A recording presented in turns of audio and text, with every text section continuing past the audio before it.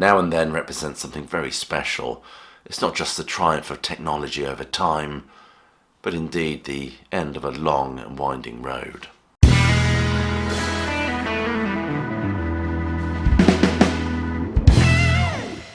This most anticipated single comes out 27 years since those anthology releases.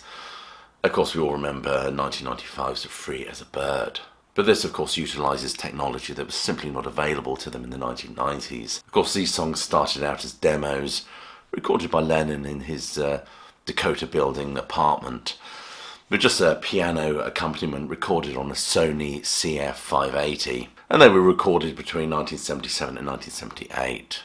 The songs he recorded were Free as a Bird, Real Love and Now and Then, also known as I Don't Want to Lose You or Miss You. These recordings are not new to Beatles enthusiasts. They were broadcast on the Westwood One radio network in a series called The Lost Lennon Tapes. They were also released subsequently in a Lennon box set. The real momentous moment in history, of course, was the handing of these tapes to McCartney, I believe, during John Lennon's induction into the Rock and Roll Hall of Fame, which took place at the Waldorf Astoria Hotel in New York. Yoko suggested they could perhaps work with them, and of course the gem of an idea was born there. The songs on the tape were, of course, Free as a Bird, Real Love and Grow Old With Me, which I don't think any of them liked, and of course Now and Then. And with Jeff Lynne and Paul Emmerich on board, they got to work at McCartney's Hog Hill Mill recording studio. However, the biggest hurdle, of course, was overcoming the lo-fi quality of these recordings.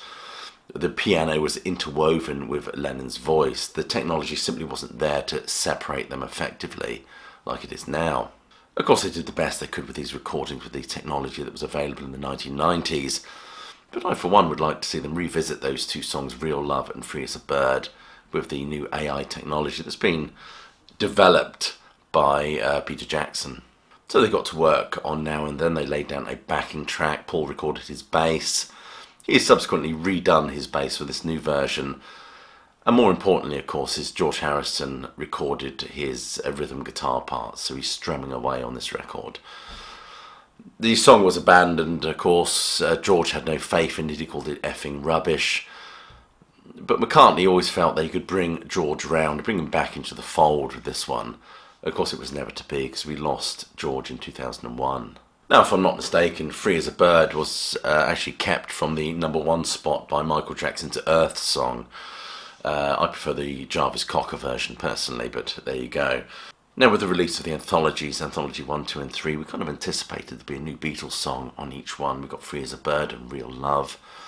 But on Anthology 3, we had a piece of music recorded by George Martin, which was recorded during the White Album sessions.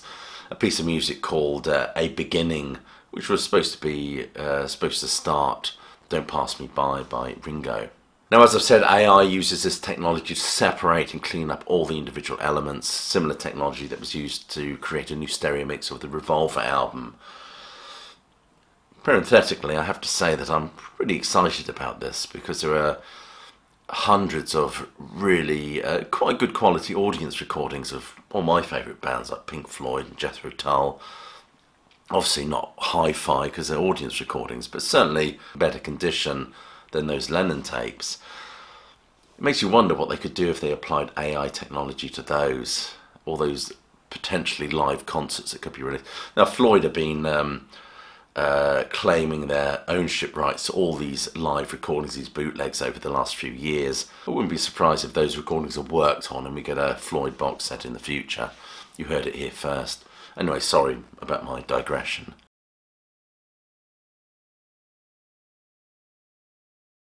Like most of you, I was curious to hear this song, and it's a sombre sounding number. There's a melancholic ache to it. I don't think John Lennon could have possibly realised the profundity of this song when he recorded it in the late 70s. The Lennon vocal has, of course, been removed from the original and folded into new parts recorded by McCartney and Ringo Starr. And there is a new string arrangement, which I imagine has been overseen by Giles Martin. Now and Then very much sounds like its predecessors, a song that's been stitched together over decades, in fact, many years. Interestingly, where Lennon's voice falters and sort of dips, that's when McCartney's voice comes in to lift or bolster or strengthen that. McCartney doesn't sing any solo parts on this because I think the disparity between his now aged voice and John Lennon's still youthful sounding voice would have been quite striking, I think. Of course, we can marvel at the cleverness of it all, this stitched together history. But I'd be fibbing if I didn't say that I wasn't profoundly moved on hearing this number. To hear these guys playing together for the last time on a new song felt quite significant for me. Of course, the song recalls Lennon's later period work with his restrained vocal and the plaintive melody, of course, that underpins it. As I've said, it's bolstered by McCartney's voice and Starr's steady drumming. I think we can all hold our breath and wait for Carnival of Light to emerge. Joking aside, it is a heartwarming number. That wonderful little counting that we get that introduces us to Harrison's strummings. I'll be surprised if there's any original piano part from Lennon's demo on this. But Lennon's voice has a ghostly feel to it. It's kind of like a what if from the past. There's a nice slide guitar part in this, which I presume was played by McCartney, very much in the style of George Harrison. Do let me know if I've got that wrong, of course. And the strings add a layer of ornamentation to it, very much reminiscent of the Beatles, what I call their Baroque period. Overall, I have to say that they've done a marvellous job.